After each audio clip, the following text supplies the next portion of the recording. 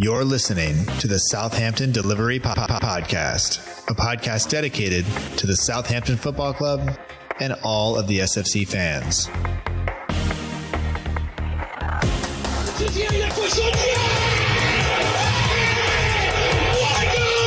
If you want to have guarantees, you have to buy a washing machine. Fonte with a scooping header. We don't lose a match, either we win or we learn. And today we learned. Отдача, Остин! Все-таки забил! It's infield to Mane, 25 yards out. Lovely ball for Bella. Onside, 1-0! Buffon shot! Oh my word! Unbelievable. We ran around the pitch like Bambi on ice. It was very, very embarrassing to watch. And now, your host, Matt Markstone. Hello and welcome to another episode of the Southampton Dellivery Podcast, a podcast and newsletter dedicated to the Southampton Football Club and all of the SFC fans, and available right here on southamptondellivery.com. My name is Matt Markstone. I am the host of the show. No matter where you are, no matter how you may be listening, whether this is your first time or you've been here before, thanks for making the show part of your day. I hope that you enjoy it, and I hope that you enjoyed the first win of the season, even if it wasn't something that's going to garner a lot of attention on Match of the Day, or maybe even in any podcast that focuses on not Southampton. But luckily for you, there are plenty of those going around so that you can find coverage of the team that you want to hear and not have to put up with the rest of the stuff. But the team went out, they did it. They got the first win of the season. They got off the bottom of the table. Even if it was only one goal, it still was a beautiful goal. And it was Danny Ings scoring the goal, which is what we come to expect as Saints fans. And with things you would come to expect, Sean Dyche was unhappy after the game, but there's really nothing we can do about that. And if we made him happy, I would somehow actually be upset, because that would mean that, Burnley beat us again. So the first win at Turf Moor in the top flight since 1971. I think the first win at Turf Moor since 2007.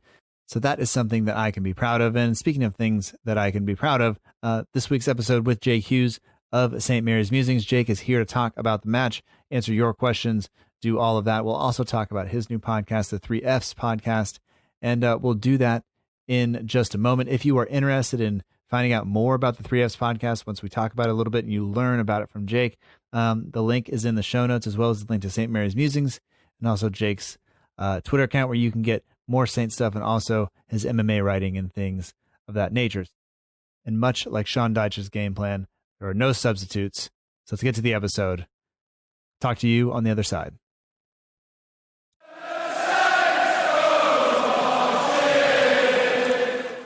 I'd like to welcome back to the Southampton Dellivery Podcast, Jake Hughes. You can find him on Twitter at JJHughes_, and you can also get his writing and much more at St. Mary's Musings. And there's also a new podcast that you are in charge of called the 3Fs. And I won't tell you what those are. I'll let you explain that to everybody. We'll just let that hang there for a minute. But how are you, Jake? Yeah, I'm good, thank you. Thank you for mentioning our Ring to Dink podcast. It's not anything I expect anyone to listen to. It's more a chance for me and some of my mates to, it's an excuse to catch up quite regularly. And the 3Fs are football, FIFA, and Football Manager. I mean, me and my mates, we're all nearing 30, and our interest in all three subjects are still as strong as they were when I first got my first FIFA game, FIFA 97, at 6 years old. So, it's just a chance to talk about the stupid stuff we used to do, playing them games, and also the stupid stuff we do now, playing them together. Is Football Manager like the original Fortnite? Like, is that as much of a time suck for you, or was it as Fortnite is for our kids? Yeah, well, so it was Championship Manager back then. I got Championship Manager 2000, 2001. I think I was 7 or 8. My maths is awful. And been obsessed with it ever since. I have went years without buying the games, but that's because I've had pre-existing saves that have continued on. I'd hate to know the amount of hours I've put into Football Manager or Championship Manager since that first game I got. But we're talking, it might even total up to months at this point, which is really depressing. It's not depressing. I will say that the barrier to entry for like an American coming to football, like brand new, like isn't that high, but like getting into any discussion on Twitter or even listening to like the Guardian Football Weekly, like the number of Football Manager references that are there that I didn't understand, like that was probably the steepest learning curve of all time, because I've still never played it and I never will, because I just know it's not going to go. Like I'd have to, my choice was either like start playing that or do the podcast. Like there was going to be like no doing both. And I think I've chosen the one's correct more thing. productive than the other as well. I Maybe. think you did pick right. Maybe, let's be honest. Yeah. Yeah. But Football Manager, I mean, in essence, it's a game of spreadsheets and stats. On the surface, it doesn't look like it would be fun to play at all, to be honest. But I don't know what it is. It's very, very addictive. It's one of them games, and it's a bit of a cliche at this point, but if you have a set time in your mind when you're going to stop playing and you end on a loss, you tend to not want to finish until you're really satisfied of what you've achieved in that stint. And I'm lucky enough to have a decent enough computer to have it running in the background, so every now and then I can sort of pick up and play it when I want, which is one pretty good way of curbing sort of long Football Manager games. But yeah, it's strange how I managed to avoid playing it for a long time, probably about 2-3 years, and then every now and then I just get the urge again, and then like I am now, you just sort of can't not think about playing FM. But I don't know what it is. I think we've all been there. So like I played hours and hours of like all the EA sports games, from baseball to football to everything. And I mean American football. I didn't play FIFA until I think in 2016 I got FIFA 13, and because I just refused to pay full price for anything. So I'm behind on the times, but it's all right. Like we all do it, so don't worry. They're all the same game. Yeah, just and certain players are better in certain games, and I refuse to get sucked into the controversy over which players really got shafted in their ratings and stuff. But yeah, it's okay. I know Vestergaard, I think his pace on one of them was like 38, and I was like, I think they're giving him too much credit. I've seen him turn. It's not great, but he played really well yesterday. We'll come on to talk about that in just a little bit. But anyway, if you want to check out the podcast, it's kind of all on all the normal channels. The link to the Apple podcast link is in the show notes, so people can check that out, as well as the YouTube channel if people are interested. And I think, just talking to people online, those 3 Fs come up a lot. I think people will be interested, so they can check that out. So congratulations on starting a podcast, and it's basically it's a nice hobby, and it's a lot of fun. And like you said, it's just a way to catch up with your friends. And it's also, that we've been on here for way too long already, which is always what happens whenever we talk. So there it is. Yeah, I appreciate that. And yeah, I think it's just important. I want to keep it as a hobby. We're not really committing to one episode a week or whatever, but it's been fun so far. We've got 3 recorded, only 1 released, and hopefully we've got like a bit of a back catalogue being built. That's good. I can tell you the back catalog for this show is 1 episode, so I have 1 mistake. So that's just what happens, because it's hard, because this goes out of date, after next week. Yeah. Like by Thursday, this is old, and so that yours doesn't do that necessarily. Yeah, so that's good. That's deliberate. Yeah, absolutely. Talking about Saints a little bit, there's been a lot of discussion this week, a lot of people wanting a lot of things, and we missed out on a midfielder. He apparently last second goes to PSV. I had never heard of him before. I know he was playing in the French league, and then his team was relegated, and so it looked like he was going to be available. I'm not going to attempt to pronounce his name. Everybody probably knows who I'm talking about. But he didn't come to us, and I don't think it's that big of a surprise. We seem to be finishing second in a lot of these races to sign players, and I don't know how you feel about that, or how you feel about our prospects of getting somebody in before the deadline. That Ralph has said, we need someone. We need probably 2 players at least. But what's your kind of feeling on the transfer business so far? Yeah, it's clear we have deficiencies in our squad, particularly in central midfield. And this week alone, I'm going to attempt to say his name, Ibrahim Sangare. Probably terribly wrong. Nailed it. Yeah, apparently we missed out on him.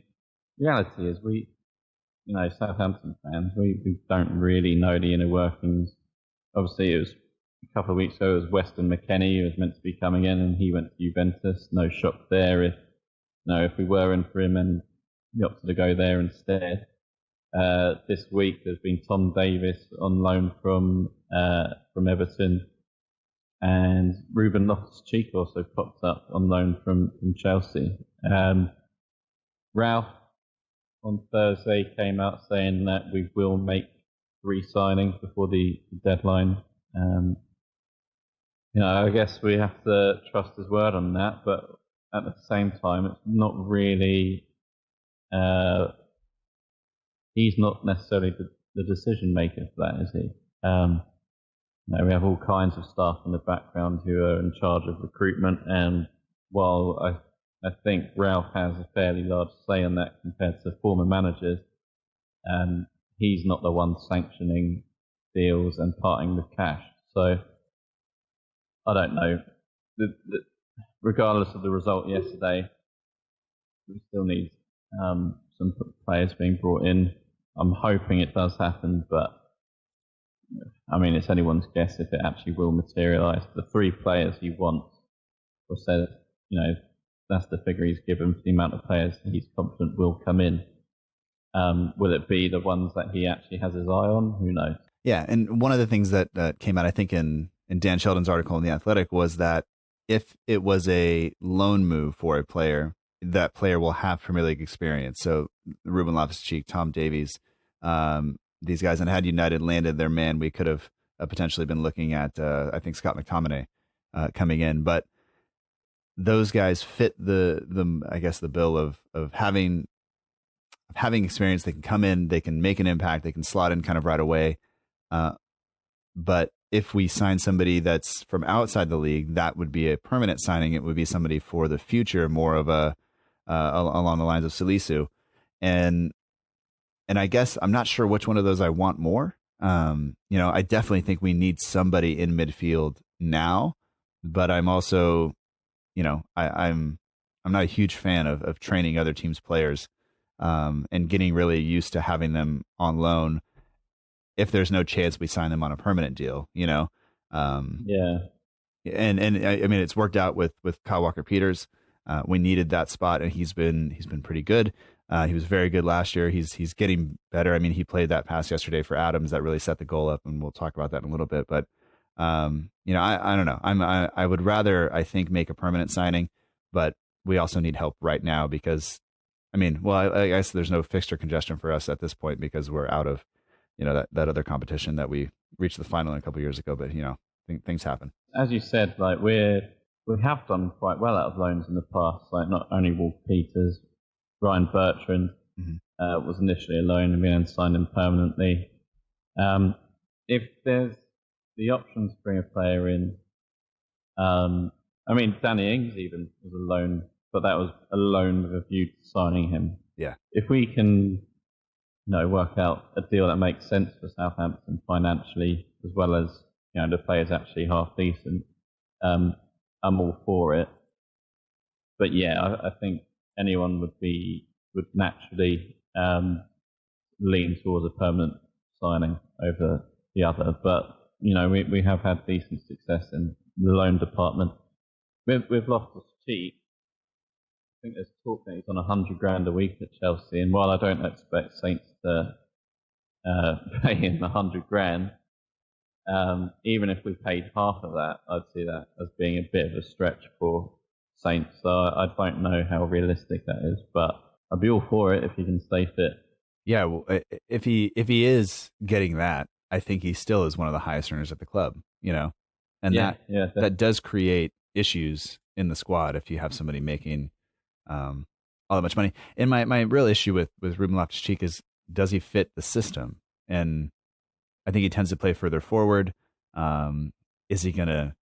I mean, it would allow Ward-Prowse just to sit, I guess, more and break up play, but I think you can see what happens if we have a half where we don't press as hard as we need to, and we just get Kane to Son on repeat, and we don't need that. We need the energy, and his injury record worries me, but I will say that I enjoy watching him play when he's on the ball. He's talented, he's strong, he's fast, fun to watch, but I don't know. I worry a little bit about that stuff, Yeah, definitely. As I say, he does play further up the pitch in midfield. I'd like to think that he has the physicality to make it work if we wanted him to play a bit further back and basically be a more technically rounded version of Romeu is at the moment. But, I don't know. I mean, Villa and West Ham have also been linked. West Ham are in dire need of bringing anyone in at this stage because their fans are so angry at their board. I think just even if it's a loan signing that we've seen as positive by their fan base, and they would part with that kind of money. So I don't know. Well, I mean, the amount of running that Ralph's system requires from the midfielders, from the whole team, really. I mean, it's still less than the running you'd have to do if Mark Noble was your midfield partner, because the guy has no legs. So we can always bill that to Ruben Loftus-Cheek. I will take any chance to knock Mark Noble. I made one positive comment about him one time, and after that, Freddie set me straight off record, and it was great. So before we get to the game that happened Saturday evening, just very quickly on the takeover talks, it seems like there is some talk of the club definitely being up for sale. That's come out in The Athletic. Dan Sheldon, again, done some fantastic reporting on that. And it also looks like the potential new buyer is just looking for a Premier League club. He would like to own a club. And I mean, I think a lot of people are all for getting rid of Gal. Like, this hasn't been a great experiment for him. It hasn't really been great for us as fans of the club.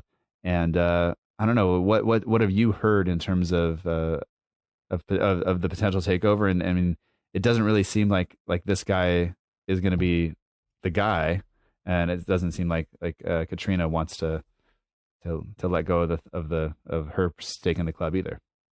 This kind of thing I'm in two minds of, because you're right, the whole Gal deal we have at the moment isn't great for us. I'm pretty sure it's not great for him either, not that I am bothered about that at all. But I feel like if we're going to be sold to anyone, it needs to be to the right people. We've seen that having the correct backing, the passionate backing from Marcus Lieber, rest in peace, that can really galvanise a club, not only with, putting the necessary resources behind the club to buy the players they need to be successful, but also, that kind of positive attitude, having an owner that actually cares about the team really galvanises the support base as well.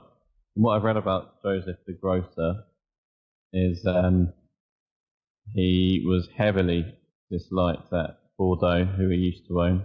Mm-hmm. Was essentially hounded out of the club. And he's, I don't know, all of the things I've read, it seems to me that he's a bit of an asset stripper, and he won't put any of his money into the club anyway. So as much as I don't like Gal in the current regime, I think, better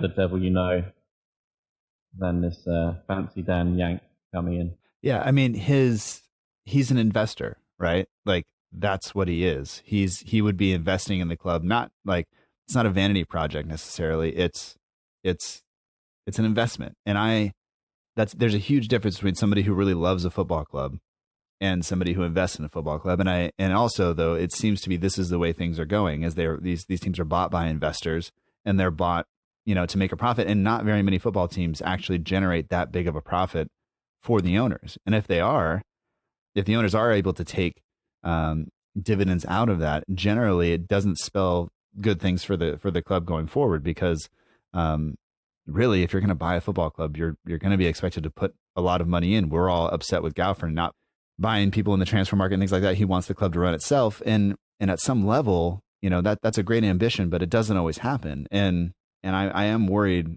you know, like you said, we know what we have with Gao. It might not be the best situation. The situation between the UK and China isn't great. The situation between the US and China isn't great, but De Grosse has already shown a little bit that he's, you know, he might not be the person we want to buy this club. And I don't necessarily want somebody coming in just because they want to own. I mean, he has a quote here.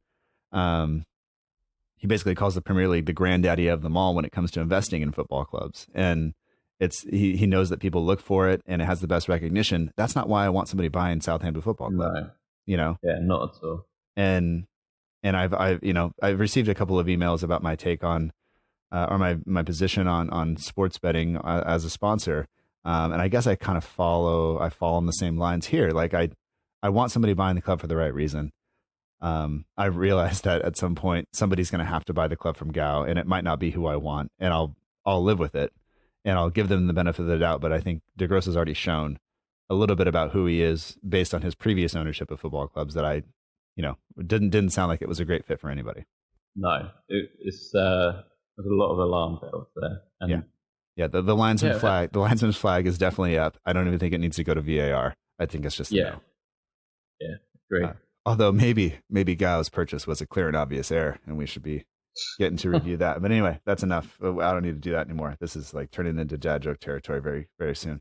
Let's talk about Saturday, because we hadn't won at Burnley, I think, since 2007, and it wasn't in the top flight at that point. I don't think we won at Burnley in the top flight since 1971, according to what I saw. So, you know, honestly, I assume, and we kind of talked earlier, like neither of us were expecting much, and yet we went in there yesterday, and I was very surprised with how the team played. We looked like a completely different team for large portions of the game, and you know, for a game with an XG of, you know, just below 1 expected total, I was pretty happy with how it all went. Yeah, it was one of them games where you're happy it's over, because in terms of a spectacle, it wasn't special at all. And also the fact that we got a result which was highly unexpected, even with Burnley missing so many players. In a weird way, we actually probably played better against Spurs for that first half than we did. You know, the good play we had in that first half counterbalances in Spurs' favour compared to this game, because I feel like we got an early goal, but that was pretty much it in terms of how well we played going forward yesterday. Yeah, and I have to slight correction, just over. We were expected total between Burnley and us to have 1.1 goals yesterday. That's not a great. It's definitely not the 4 threes we were seeing thrown up earlier last week and things like that. This was 3 shots on target for over a 90-minute period. That is largely a snooze fest. But I didn't feel like that watching the game. I felt like things were all right, and I think it's mostly because I was watching the guys off the ball do things that I wanted them to do, which was press and cause not allow them to settle, which I thought was really, really good on our part. But yeah, I mean, can we start going over the lineup if that's an acceptable place to start, because I think I think we were mostly largely unchanged. The big change there is Vestergaard coming in, and do you think that was the correct decision to get rid of Stevens or put him on the bench and start Vestergaard in this fixture? If you asked me before the game, I would have said no. Because despite Vestergaard's size, he hasn't always looked the best at defending in the air or winning aerial duels, which we know against Burnley, no matter who we're lining up against in that Burnley side, that is a big mode of attack for them. Mm-hmm. But, after the game, Vestergaard was probably one of the best players on the pitch, let alone just for Saints. Looked very reliable, which is something we haven't been able to say a whole lot. If before the game, if we were going to naively play against Burnley like we did against Spurs with a high line, you'd say Vestergaard has no place in being in a high line defence. But with our defence playing deeper and we know what we're going to get against Burnley, I felt like Vestergaard really stepped up yesterday, which was nice to see. Yeah, I thought he had a great game. I think he had the second highest rating according to Who Scored. I think they gave it to Bednarak just by a point one. But you mentioned the high line and the difference in tactics, and I think looking at at Alex McCarthy's average distance from goal for his touches yesterday, he was about 15 yards from goal average for his touches, whereas against Spurs he was 24.8 yards, and the week before, the first week, 25 yards. So we were definitely considerably deeper against Burnley, which I think is a better switch, especially given Vestergaard's turning radius. We kind of made fun of him earlier, or I did. I won't throw you under the bus that way. But given that, I think the change of tactics was good, and I think we knew what Burnley were going to try to do, right? Like they were going to try to pump it long and win the battles in the air, and then have people run in behind, which is it has worked against us in the past. But I thought that Vestergaard and Bednarak both did very, very well to mitigate that. I mean, they were incredible yesterday. Aerial duels between Vestergaard and Bednarak. Vestergaard won 9, Bednarak won 8. That's the first and second most on the pitch. Obviously, they were going to be challenging for the most, and they were both better than Wood was in the air, which is nice. Both of them managed 13 clearances as well, and to make it 26 of the 37 clearances we had were by Bednarak and Vestergaard, which I think is exactly what you want when you have a team like Burnley just trying to basically stick it in the mixer.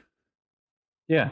I just felt like we acquitted ourselves as much as we had to. As you say, like we kind of know what we're up against with Burnley. And Burnley are a team that no matter who the personnel is, they have a style. We were very dependent on being solid at the back. I mean, I don't know if it'd be different if Burnley had their first team squad available to them, but typically teams like Burnley and West Ham bully us, specifically bully us in the air, and get to the second and third balls with pressure. That didn't happen yesterday, and I felt that we did really well limiting them in the sort of opportunities they had of a goal scoring, or just even threatening us in and around the area. I just felt like the whole team put a really good shift in. I mean, when you see Adams or Ings but at the back, obviously there's a part of you that thinks you need to be up there, if we want to have a counter attack and perhaps score and give us a nicer cushion, see the game out. But it just goes to show the kind of effort the whole team put in just to make sure that we came away with 3 points. Yeah, and I think we needed a team performance, and I think the difference in energy levels from yesterday compared to the week before in the second half, especially, was really, I think, what I was looking for from the team, because I didn't want to see us kind of allow the other team as much time on the ball, and I wrote in the newsletter, like it's not rocket science, like seeing what needs to improve at this point. Like when we were at our best last season, we were pressing teams and not giving them time on the ball, and we were busy off the ball, and you saw yesterday. I thought especially Djenepo and Armstrong did a fantastic job they were everywhere, kind of pressing guys and closing people down, and not just allowing people to sit with time on the ball and make a pass. There was always a Saints player in the face of the opposition, whether it was Ings or Adams kind of tracking back and getting in the way, or whether it was Armstrong and Djenepo or Romeu or Ward-Prowse. And I just thought that early on was a much better sign from Saints. And I think because of that, I came out of the game thinking we played maybe even better than we actually did, because at the end of the day, we had one shot on target and it happened to go in, and that doesn't always happen. But I don't know. Overall, I was pretty impressed with the way that things worked out and with the performance of the team. And we did have a couple of nice spells of possession. One of them led to the goal, but we almost played ourselves into trouble there. Romeu kind of left the ball out in the middle of nowhere between Bednarak and Kyle Walker-Peters. But I mean, other than that, I thought the performance was great. It wasn't the prettiest of wins, but I think the fact that it was, all of the negative aspects of the Spurs loss was essentially just how glaringly open we were at the back. We didn't see that on Saturday night, and that's an improvement, because I think while Ings is in the kind of form that he is, we will always have a goal threat. It may not be as threatening as we'd like, but the main thing is we need to keep it tight at the back, because that has been our Achilles heel against Spurs and a few other games last season. Don't need to mention the big loss we had last season. And it looked like after the restart we kind of got rid of those defensive problems that were essentially costing us games.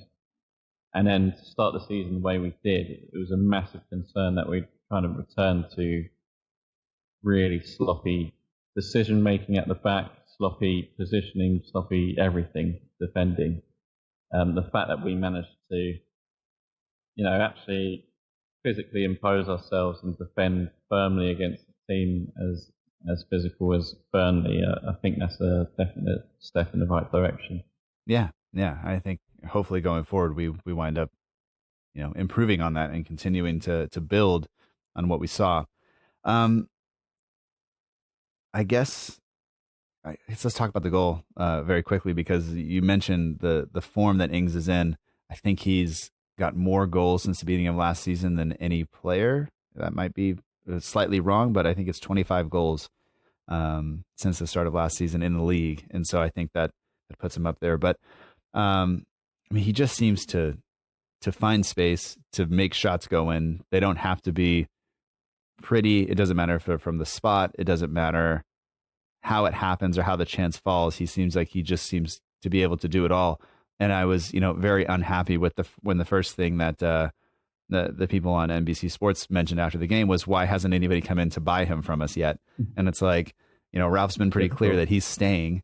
And I know Spurs were linked with him prior to Gareth Bale coming back to them. But I mean, he's so important. And without him, I think we'd be in a world of hurt now.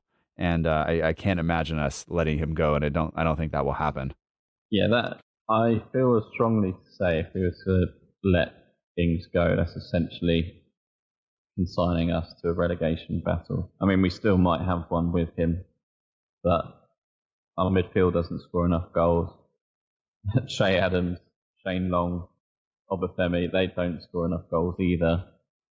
When is it 25 goals Ings has scored since the start of last season? Yeah, it's 45% of all of our league goals have been scored by him. Yeah, exactly. There's absolutely no chance we should ever let him go, because whether it's looking at it from a financial aspect, even if they offered silly money for Ings to join another club, if we get relegated, then that money means nothing. Right. We'd lose more money going down anyway. So, well, and I just like to point this out. If this club is going to be sold, Danny Ings has to be a part of the club, right? Like, the value drops significantly if Gao pockets the 50 million and walks away. You have to imagine that the incoming owner then would demand a lower price for the team, because Danny Ings is so vital to the team. So maybe I'm just making this stuff up, but like, I think that plays a part here in him staying at the club if the club is truly going to be sold. I've never actually looked at it that way. But if you're a money man and you see players as, investments or assets, which I think De Grossi does. Yeah, he does. Yeah. So, yeah, there's no reason why Ings wouldn't be seen as an asset that comes with Southampton, which would in turn boost Southampton's value. Just going back to, Ings' goal and his goal scoring ability. His goal itself, the way he took it, it was kind of symbolic of the game. You know, it went in, it wasn't pretty. We won, it wasn't pretty. But he has that. I never really saw it in him until when we first signed Ings on loan, and you know, it was clear that we'd committed to spend a lot of money on him. I don't know, maybe I hadn't seen him play enough. I was sceptical of Ings and how good that deal was, especially given his injury record, everything like that. But he's so good. His hold-up play is great. His finishing superb. We've already talked about how he puts a shift in all over the pitch. He's a real team player, and despite that, he scores a lot of goals. There's no one else that I can see doing what he does for Saints, and we should do everything we can to keep him. And hopefully he's actually enjoying being at Southampton, because usually when we have a player of his ability, they are more than happy to leave, and join a bigger club. Whereas Ings has had that experience, and he's essentially recaptured his best form at a club he loves. Mm-hmm. I hope he sticks around for the long haul, but we need to make it worthwhile for him to do that. Yeah, I think it's going to be important for us to we have to continue to feed him, right, and provide him with chances that, because I think last season he created so many of those chances on his own, from pressing teams and doing things and just capitalizing on mistakes. So the more we can, I mean, if we have guys like Walker Peters and Adams creating those chances for him like they did yesterday, and he puts them away, I mean, let's face it, being the focal point of an offensive attack is kind of great. And he seems to be fine with it, but also is not, he doesn't give the impression, to me at least, that he is demanding the ball and forcing. He doesn't necessarily want to be the center of attention. He's not out here for glory. He's out here to win and to be a part of the team. And you see that with him tracking back constantly, and pressing teams and encouraging people. And the partnership with Adams, I think, is coming along better now. And I don't know. I think he is the perfect fit. And like you said, I don't think anybody else, it's hard to imagine somebody else coming in and being that guy for us, because he just seems to have the perfect kind of, I don't know, just like the right mentality, the right physical attributes. He just seems to be the kind of the perfect fit for what we need in the system. And I think him and Ralph, do get along. And I just, as long as he's healthy, man, I just want I want him in the team, and I want him to run in the weird way that he sprints, according to Carl and all that stuff from last season. This is fantastic, and I'm enjoying watching him play once again. Yeah, I can echo your sentiments more. There's no one out there that does what he does in my mind. Not anyone that would play for Southampton anyway. He's what we need. He's what we have. Let's just make sure we do everything we can to keep him. But you said he doesn't like being the centre of attention, but and he's not all for glory, but he's not afraid to give his 2 cents when things aren't done properly. It reminds me of Armstrong had the opportunity to play him in last night. Mm-hmm. Towards the end of the game, he went for a shot which was blocked. It was a poor decision to make. About a minute later, essentially the same opportunity came up. Ings shouted at Armstrong after the first sort of wrong decision. Then Armstrong played a pass too late into Ings, who Ings tucked the ball away. Superb finish, but offside. And it's just like, yeah. If Armstrong made that first decision, the correct decision first time round, in exactly the same scenario, we could have been 2-0 up. I know things don't necessarily work out that way, but right. But it just goes straight. Ings is all about the team. He'll give players a rocket if they're not doing their job as they should. But he's all about results, and if he can get some goals along the way, obviously he'll be very happy. Yeah, and I think that goes back to him being a good teammate. Like if he is so passive and that he doesn't say, "Hey, you missed the chance," like then that's not a great teammate, because you need people who are willing to have those conversations with people, and say those things. So I'm all for it. But that was semi-frustrating because it seemed like Armstrong.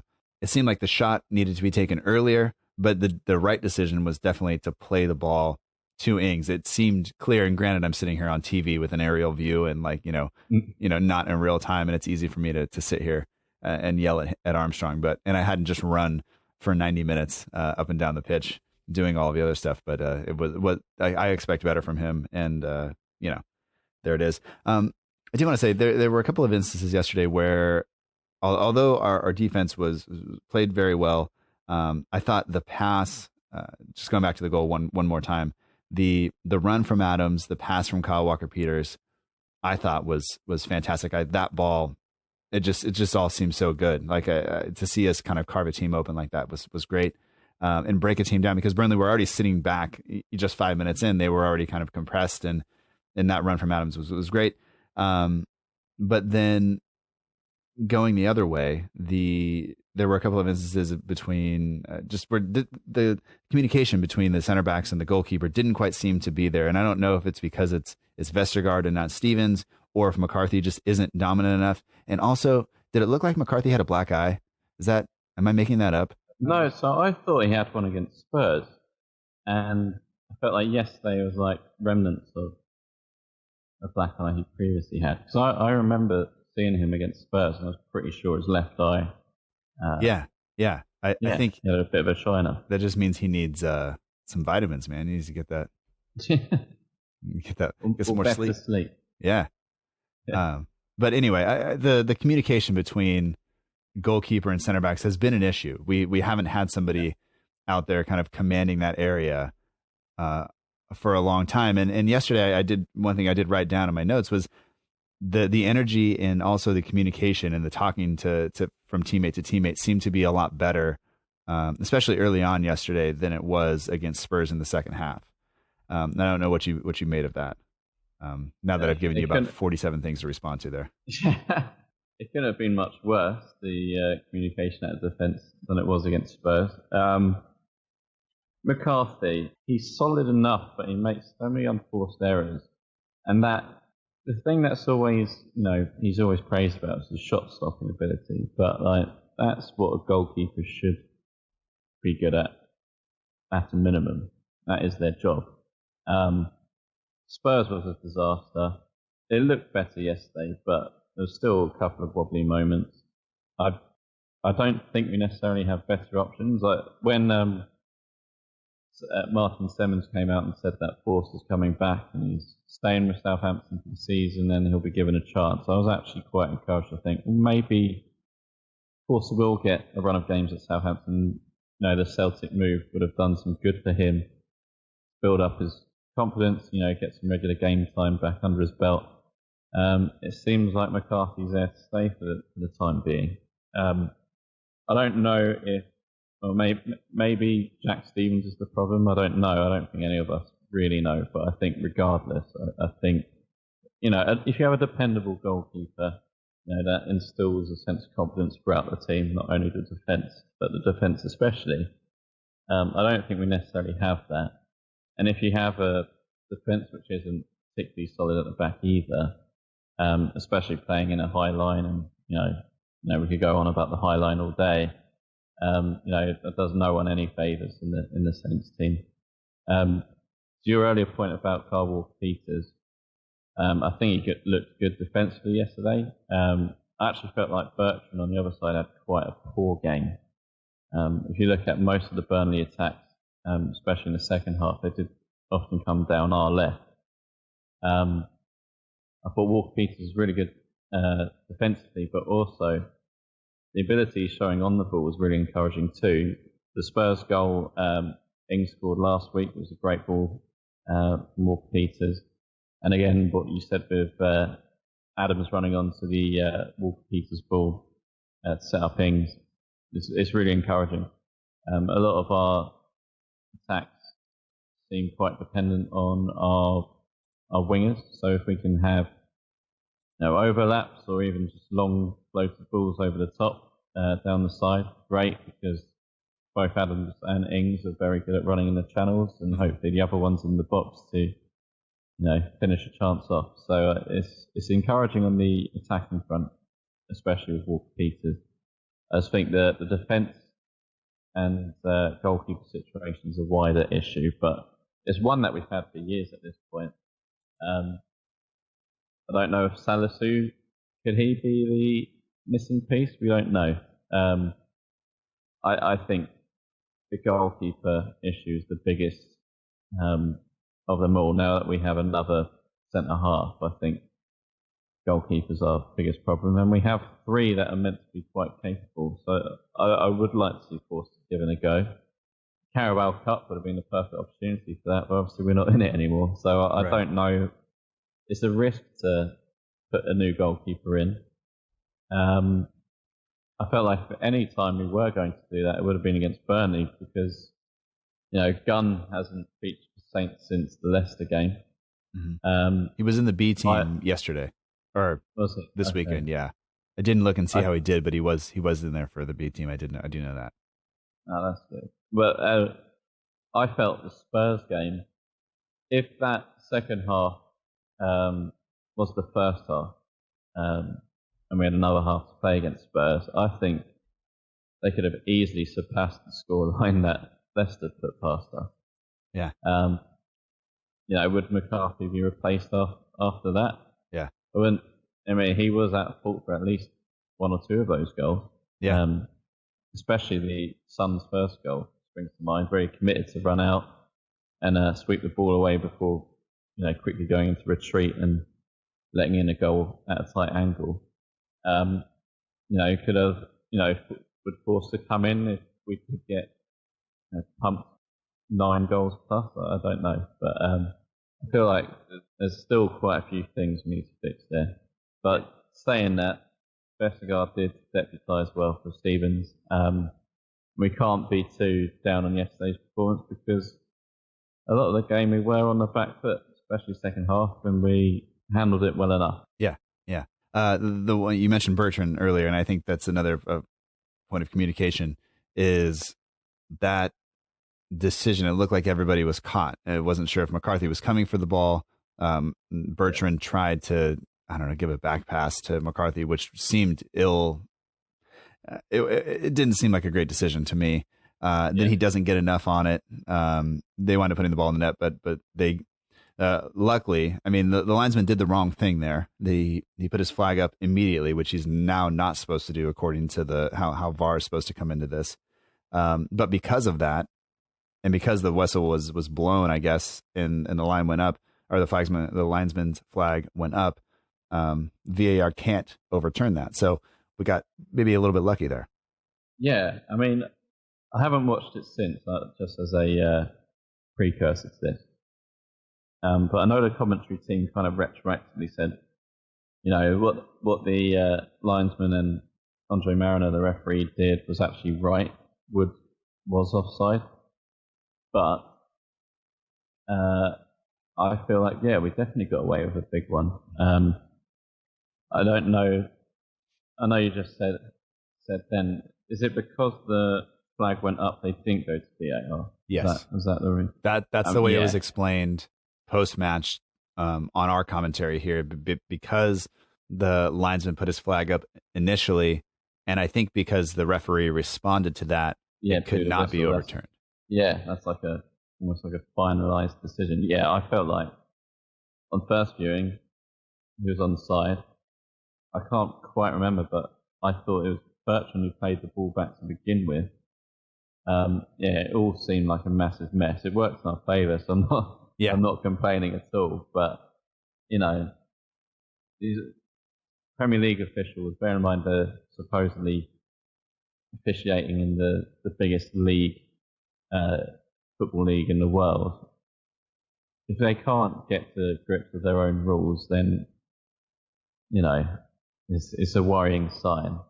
Sean Dyche was, according to the commentary team, he was very, very angry at the decision I felt on first viewing, and subsequent replays, I felt like he had every right to be really angry. Yeah.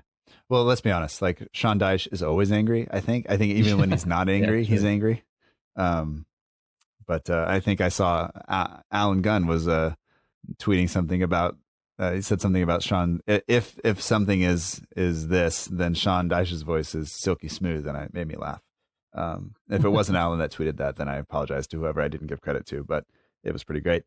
There were a couple of instances. I just want to I have been critical of McCarthy's distribution and other things, but yesterday there was an instance when his footwork, he just sat down a Burnley forward, kind of like with a nice little fake, and I just went like, "What are you doing? Like, do not try that." But also, I think we only completed maybe 4 or 5 dribbles in the entire game, and Alex McCarthy had one of them. So good for you. Yeah, it was a fake long punt up the pitch. I think into a Cruyff turn. Yeah, it was definitely a heart and mouth moment. I wouldn't, even if there's a 80% chance he gets away with those kind of things, I'd rather him just aimlessly get rid of the ball in those kind of scenarios. I think that more lends to seeing past and present Southampton goalkeepers screw those kind of things up. Even the best in the Premier League do. Right. So I don't want to see him doing that again. Although, in hindsight, it does make me smile. It does. Yeah, he had 25% of our dribbles from yesterday, which is just a fantastic stat for the goalkeeper. that says a lot. Yeah. Alex McCarthy, same number of dribbles as Moussa Djenepo in yesterday's match, which is... Yeah, just going back to when I was criticising Ryan Bertrand, I felt like Southampton left in general didn't shine. Moussa Djenepo I felt was very wasteful. The fact that he only had one successful dribble all game would suggest that. So he had a fair amount of the ball, from what I can recall. Yeah. We have a couple of questions about that, so let's move that way. If anybody wants to send in questions, you can always do that. Look for the post that goes out on social media, or send your questions in via email. Whatever you want, we'll get them on the show. But a couple of questions, and some of them relate to Moussa Djenepo. One from the In That Number podcast says, "Are you all concerned with Djenepo's inconsistencies and his proneness to injury? Is potentially the English game just not suited for him, or is he not suited for the English game?" We also have another one from Al Capone 156 said, "What happened to Djenepo today? He looked terrible, with the exception of maybe one flick on." So I think, what is it about him that is worrisome? Does he just... Is it his inability to kind of, I don't know, just is he not strong enough? Is he not? I mean, he's so young. Maybe he's yet to develop fully. He definitely seemed like who was it? Was it Barnsley? Maybe who just, I think Djenepo left an elbow in on him, maybe unintentionally. Yeah. But then Barnsley just spent the rest of the game very professionally welcoming Djenepo to English football, even though he's been here for a year. Yeah, I mean, Djenepo, you could argue, is quite a naive player, and I think a sign of that is elbowing Phil Bardsley, because if you elbow Phil Bardsley, you will get, he'll pay you back and then some, and I think he could do just that yesterday. With Djenepo, I feel like he's inconsistent, but part of that is because of those injuries. He hasn't really had a prolonged spell in the first team uninterrupted. With Redmond out, obviously this is his chance to, have some more minutes in the Saints first team from the very get-go. He looked good against Spurs in the first half, I felt. I just feel like he's raw. What I do like is he's someone that tries to make things happen, although I'm also concerned that he perhaps overcomplicates things. Mm-hmm. There was one point yesterday, I think it was in the second half, he received the ball, he took it down great, and instead of running at Bardsley, who had just been booked for a yellow card and is, on the hunt for Djenepo, and you could if you run at him, you could get him sent off. Yeah. Djenepo, instead of wanting that battle, he tried to do some kind of backheel to Bertrand, but basically stood on the ball. And there's like the odd little decision here and there, and nothing he does looks overly convincing. And I don't know whether that's something that could be worked on or that is just the way he plays, but whether it's naively or not, I remember when we signed Djenepo, a lot of people thought, well, maybe this is the first player we have since Sadio Mane. No, there's some parallels there. African winger, signed from a middling European league for a decent price, but has a decent record in that league. Yeah. And he's quick, likes the ball at his feet, and can make things happen. Yeah. Mane drew plenty of criticism when he was first at Southampton, wrongly. The one thing I always held on to, he's actually one of the few players that is trying to, do something positive with the ball. Yeah. Djenepo is the same in that regard, but Mane, I think, arrived a lot more polished. So I think it's unfair to judge Djenepo just now. As I said last week, that first half, Southampton played well against Spurs. He was behind a lot of that. He definitely wasn't good against Burnley on Saturday. But I think we really need to see more of him before we can pass proper judgment. Yeah, I will stand up for him a little bit in that he didn't have the ball at his feet as much. And I think that is worrying because if you look, Armstrong had the ball at his feet a lot more than he did. And if you're going to play in that position, we're going to need you to create chances and to have the ball at your feet and then to make the correct decision when you do. And obviously Armstrong made a mistake as well. But but the one thing I will say is nobody pressured the ball more than Moussa Djenepo. I mean, he applied pressure more than anybody else on the pitch, which I think is something we have to give him credit for, even though I think he's going to get himself in trouble with that. I think he got yellow carded yesterday. I could be wrong. But I think he did wind up with that. Maybe I'm wrong about that. Maybe it didn't happen. But I want him to do a little better in some of those situations. But I have to give him the credit for the work off the ball yesterday that I thought was great. And I will say that his body type is different than Mane's too. He's leaner. He's not like Mane is I think a little bit shorter and just more. He's got more muscle on him than the Djenepo. Djenepo's quite gangly, which can be maybe it makes it harder for the defenders to defend. I don't know. Like I wouldn't want him running at me, but I just would worry about Mane running at me just as much, mostly because I am a 35-year-old middle-aged father of two with like half a knee. So like it was not going to go well if either one of those guys run at me. But there you go. On that point, very quickly before you move on, I mean, you said Djenepo didn't have much of the ball. Armstrong had a lot of it. Just as a counterpoint, well, Armstrong didn't, as much as I like him, he didn't really do a whole lot on the ball when he had much more of it than Djenepo anyway. Like, as happy as I am that we did win, and Matt, you can vouch for this, but when I said I'd come on for the Burnley game, we both said we'll be coming on for a lot. Yeah. Yep. So I am very happy that we've won. But we didn't. I don't think we played well. We defended, well enough, and we took the one chance we really had all game. But I can't. I know Danny Ings was given man of the match, but I almost felt like that was, it was a given. He was the one person that scored. Apart from that, not a whole lot happened all game.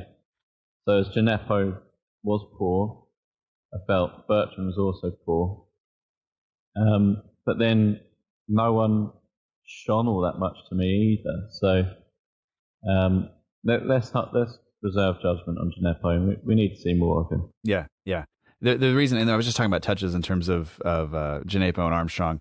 Like Bertrand had the ball a lot more than Kyle Walker-Peters, but the reverse is true of the wingers that were playing on those sides. So I was just looking at that in terms of and trying to figure out exactly why that happens. But numbers are only so much that you have to watch the game too.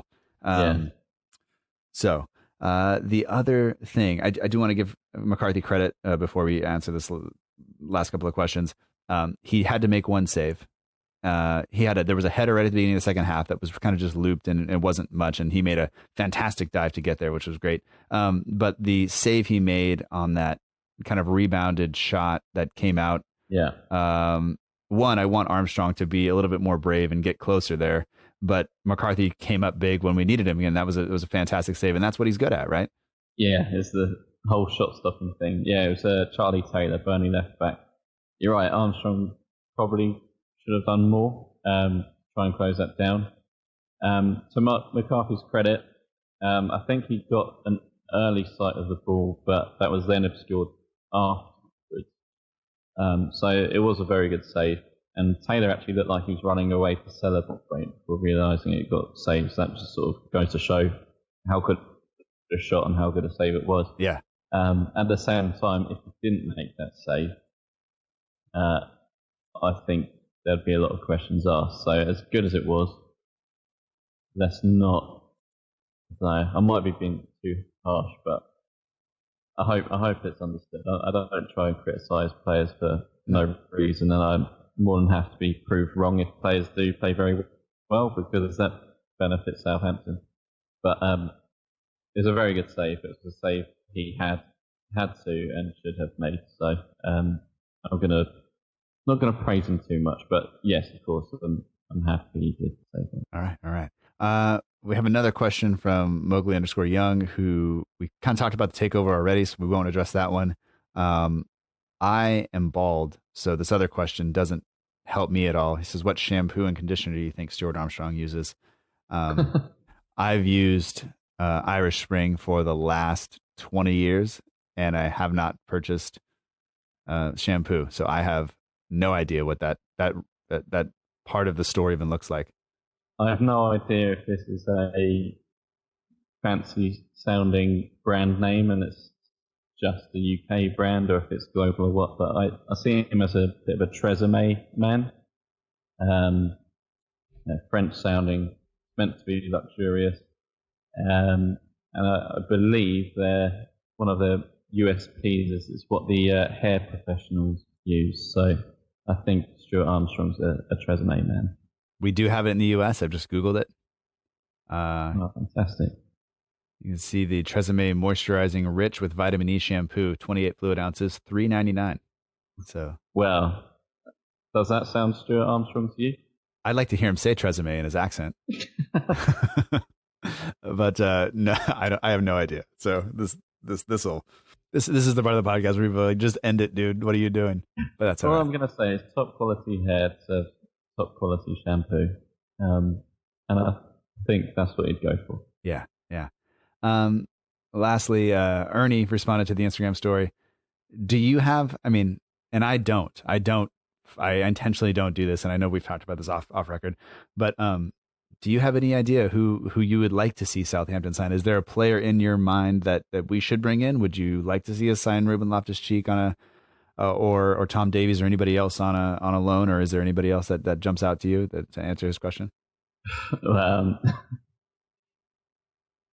don't know, anyone at this point.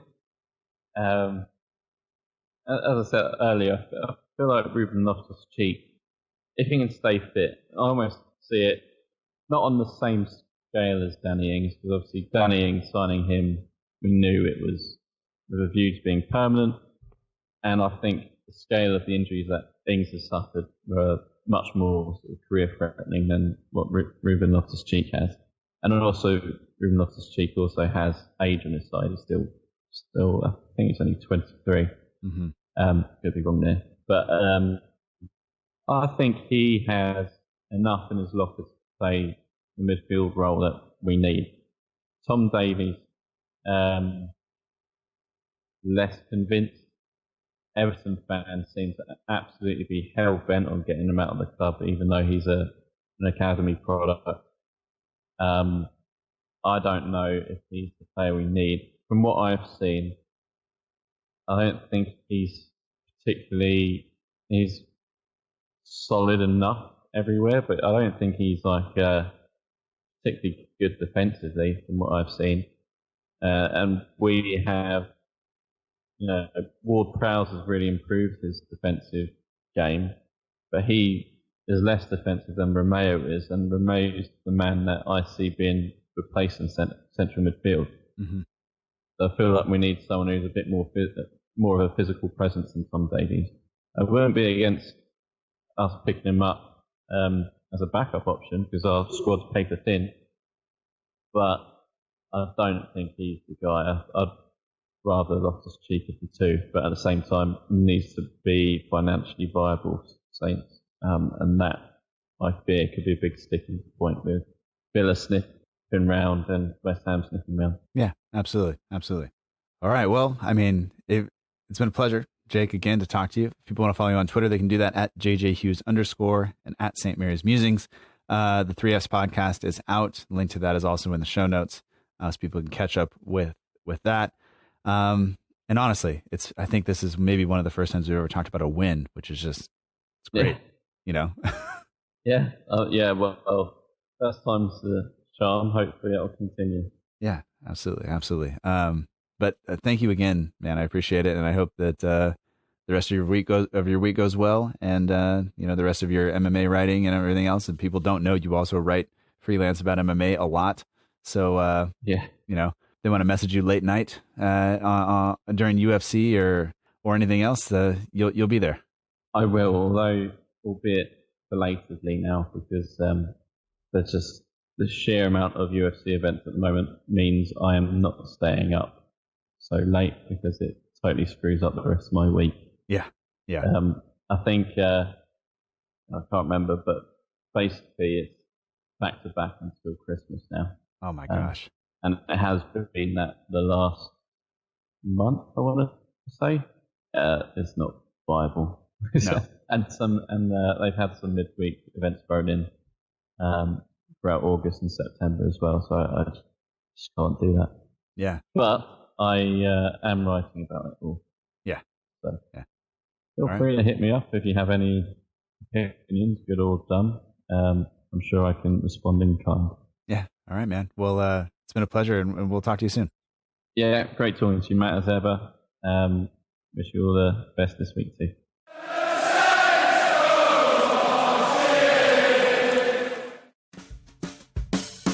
And that does it for this week's episode of the Southampton Dellivery Podcast. Thank you so much for joining us. I hope that you've enjoyed it. Special thanks this week goes out to Jake Hughes. You can find him on Twitter at JJHughes_. You can also get in touch with him at St. Mary's Musings. And, there's MMA, there's the 3Fs, there's Saints, and much more. So give him a follow if you don't already. And I think you'll be pretty happy with what comes out of there. But I do want to say thank you to Jake for taking time away from your podcast and your work and your family to spend time talking with me. And thanks to Saints for giving us a win to talk about. I think it's the first one Jake and I have had to talk about in quite some time. So that's nice.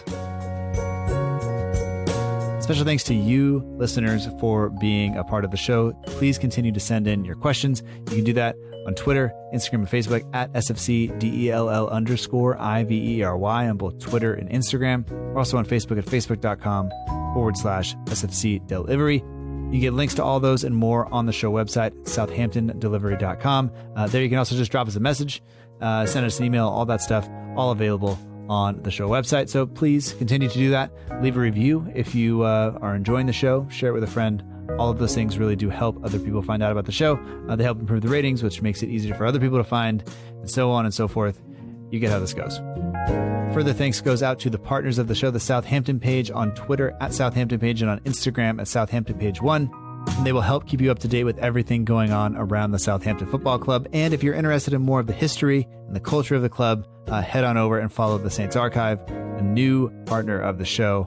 We have some special things coming for you in the weeks to come in conjunction with them, so please be sure to follow along.